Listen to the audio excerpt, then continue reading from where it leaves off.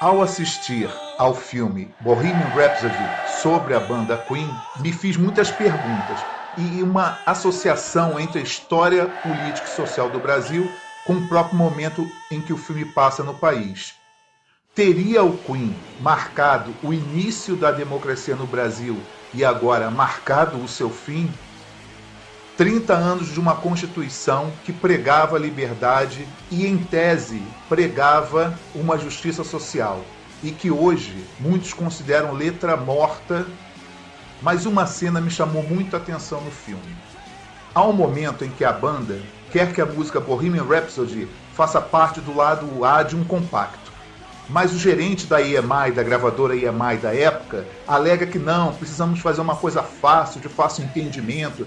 Quer dizer, é uma discussão que sempre houve e sempre haverá na arte, entre fazer uma arte que se desenvolve e desenvolva o ouvinte, ou uma arte que mantenha esse ouvinte no mesmo lugar. Então o advogado do Queen, apelidado de Miami, ele aponta para a parede do escritório na EMI e aponta um determinado disco, que por acaso é o Dark Side of the Moon do Pink Floyd.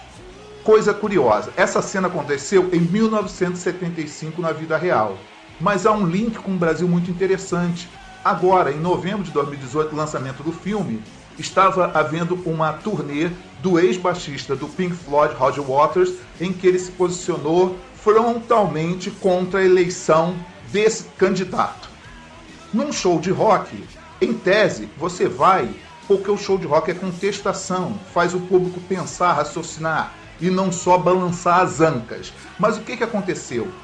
Boa parte da plateia vaiou Roger Waters porque nunca entendeu que rock não é música de conformidade, que rock também é uma música de plataforma social, cultural e política. Dissociação cognitiva, dificuldade de entender a mensagem. A história, ela pode se repetir como farsa e principalmente tragédia. O Brasil em 64, quando houve o golpe militar, também houve um golpe em 64 na terra de quem? Do senhor Freddie Mercury, o vocalista do Queen.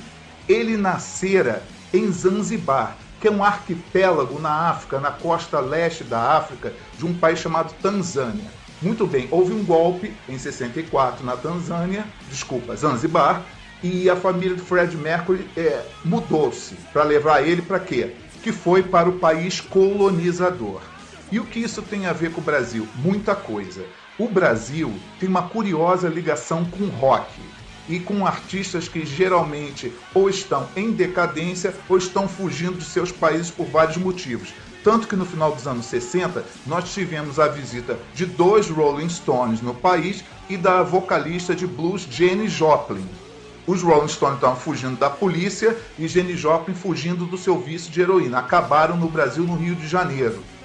Na imprensa eu li que algumas pessoas têm ficado horrorizadas com o filme do Queen quando descobre que o vocalista, o Sr. Mercury, ele era gay. Mas espera aí, ninguém sabe disso até hoje ou vocês querem um filme da Disney? E o que é mais curioso, a democracia no Brasil é intimamente ligada ao Queen. Quando o Queen veio tocar no primeiro Rock in Rio número 1, em 1985, era no mesmo mês da eleição do nosso primeiro presidente civil. Mesmo que fosse uma eleição indireta, essa eleição ocorreu no dia 15 de janeiro de 85 e o Rock in Rio no dia 11.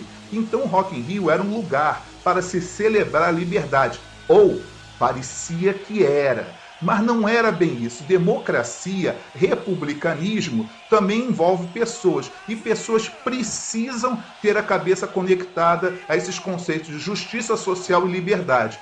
E houve uma coisa curiosa nesse primeiro Rock in Rio 85. Parte da plateia vaiou o Sr. Freddie Mercury quando ele foi cantar I Want to Break Free travestido, vestido de mulher. Ou seja, isso ocorreu em 85, o que me faz lembrar da vaia de parte da plateia ao ex-baixista do Pink Floyd, Roger Waters, quando ele se posicionou politicamente. E o Queen, em 84, já havia tocado na África do Sul, furando um bloqueio internacional àquele país que vivia o apartheid, ou seja, o sistema de divisão entre negros e brancos.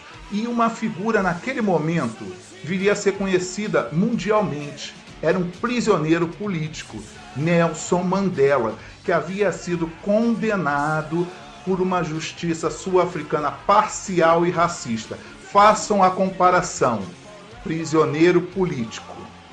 Então, outro detalhe muito importante nessa história toda é que o ator, por exemplo, que faz o Fred Mercury no filme, o Rami Malek, ele é de ascendência egípcia. E o que acabou de acontecer? O Egito, ao saber que esse novo governo eleito pretende transferir a embaixada de Tel Aviv para Jerusalém, em Israel, uma visita do nosso chanceler, ex-motorista do Marighella, foi cancelada na véspera. Fred Mercury faleceu no dia 24 de novembro de 91, mesmo dia, mês e ano em que faleceu o baterista da banda Kiss, Eric Carr, o mesmo baterista que tocou no Maracanã, no Rio de Janeiro, num show memorável e que, de certa forma, também marcou uma passagem no Brasil entre a ditadura e a nossa democracia que é até hoje. Então, voltamos à pergunta do início.